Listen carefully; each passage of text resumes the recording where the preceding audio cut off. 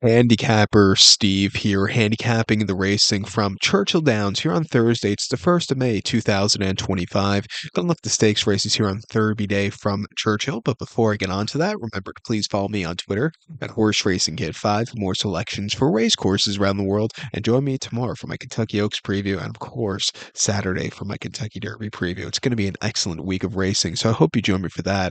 But we have some great stakes action on Derby Day from Churchill. We'll be looking at races 6, 10, 11. Smorgasbord to look at. Let's get to it right now. The sixth race from Churchill, it's usually the first 2-year-old race of the season I look at. It is the Kentucky Juvenile Stakes. It's going for a purse of $250,000. Race for 2-year-olds here. Field of 8 horses going 1,000 meters, 5 furlongs on the main track. I'm going to take the 7 horse here, double talker, 7486 for me in the superfecta, 7486 super, top selection 7 horse, double talker. This 2-year-old gelded by Hootenanny, Wesley Ward trains, David Flores, a throwback to the late 90s, early 2000s, coming out of retirement to ride this horse. He came out of retirement about a month ago at Keeneland, going 4.5 over the Heatley course in main special weight, and they connected to a victor. Went in by 3.5 lengths. He had a dream tracking trip. He let the pace go with him, quickened up nicely, and he got the job done. A very good, strong run. Since then, they've been getting, little, good workouts under him on the turf at Keeneland. Half mile drill 49 and 3, the best workout for, and then on a yielding course last week on Saturday at Keeneland, half mile 51 and 1, third best workout 5. Coming here second off the bench, Wesley Ward has good numbers, not particularly good numbers in this particular race. He doesn't have that. You have to look over the history of this race the last 15 years. Not the best numbers, but I think he could change it with this one. Just see a strong pace to close up into. I think he's sitting on a very good run. If he wins today, probably wouldn't surprise me if he ends up at Raw Alaska in a few weeks time, or even in here in New York for something like the the Tremont or something. But watch out for this horse here today. To recap my selection, I'm going to use her also, and I'm also not to recap my selection, I'm going to use the 4 horse Debalasi also for Wesley and Junior. He placed in a very nice Keeneland main special weight a few weeks ago, where he just couldn't get there late. The winner just had the jump on him, but he got down the race course well. Not nearly as a wide of a trip today. It's drawn well, it's training well since the last one. She looks like she can still show some pace. I think at 12-1, she's another horse that could possibly win. I'll definitely use her on the ticket.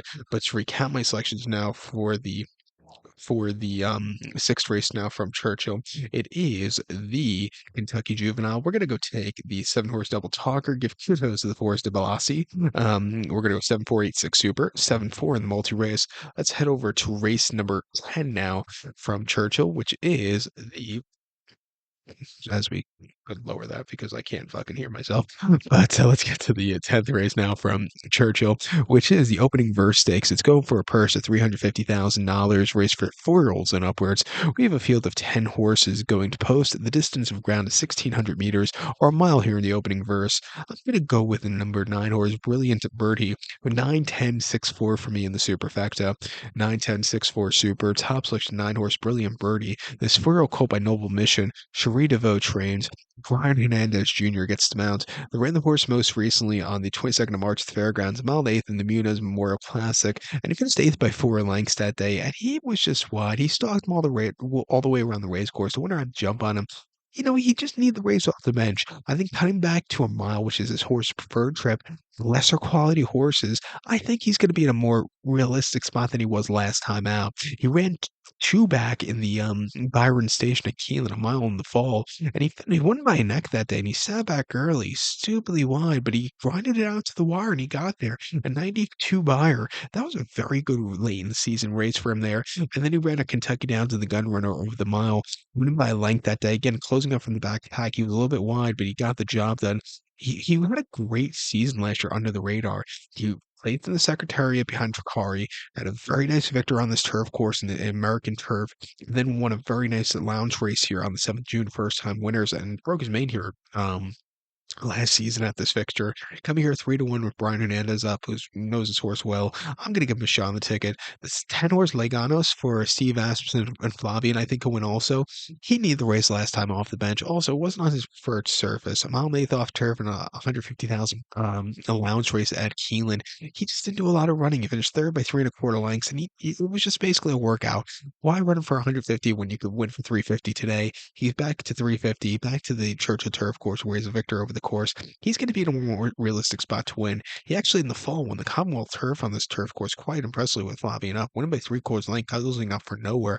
A very strong run. And if you look at some of his races last year, a very nice place in the Hall of Fame up at Saratoga, a decent second in the Abundant last year, and a very good third place finish at 34-1 in the American turf. Back to this turf course. He's going to have to find a trip here, but I think at 5-1 he's loaded. And even the 6 horse Major Dude for Todd, he won the Fort Lauderdale Gold Streams quite nicely at the end of December. Came back to run disappointingly in the Pegasus World Cup turf, but came back to run after that in the Canadian turf and run a good race. It seems like his form cycle is good race, bad race, good race, bad race. I think we're sitting on a good race here today. At 5-2, I'll use him, but I do prefer the other two before him. But to recap my selection now for the 10th from Churchill, it is the opening verse. We're going to go take the 9 horse Brilliant Birdie, give kudos to the 10 horse Leganos and the 6 horse Major Dude, 9-10-6-4 Super, 9-10-6 in the multi race. Let's get to the 11th race now from Churchill, which is the St. Matthews Overnight Stakes. It's going for a purse $200,000. Races for 4-year-olds and upwards. Never won a great sweepstakes in 2024 2025. 10 horses are going 1,200 meters or 6 furlongs on in the main track. I'm going to take the 4 horse Happy as a Choice. 4-10-3-2 for me in the superfecta. 4-10-3-2 super. Top selection of 4 horse Happy as a Choice. This 5-year-old gelding by Run Happy. John Ortiz trains and Mike Smith gets them out.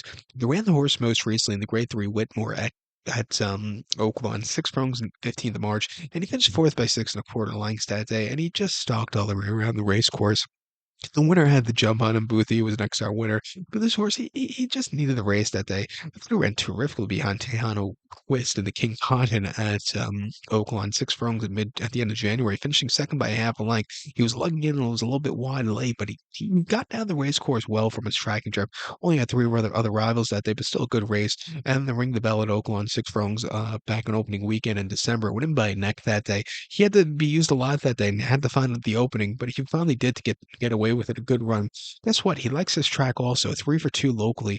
Released him out locally in Louisville Society Stakes over the 6 furlongs and a very good 108-4 with a 104 career Inspire. He won this race by neck. Won the race by neck last fall, going away from a tracking trip, and then he won the 22nd of June on this track quite nicely. Also, his only subpar race here came quite a few seasons ago, back to his 2-year-old form. But other than that, he's been pretty perfect. Refreshing here off some decent runs, getting big money Mike up. I think he can win.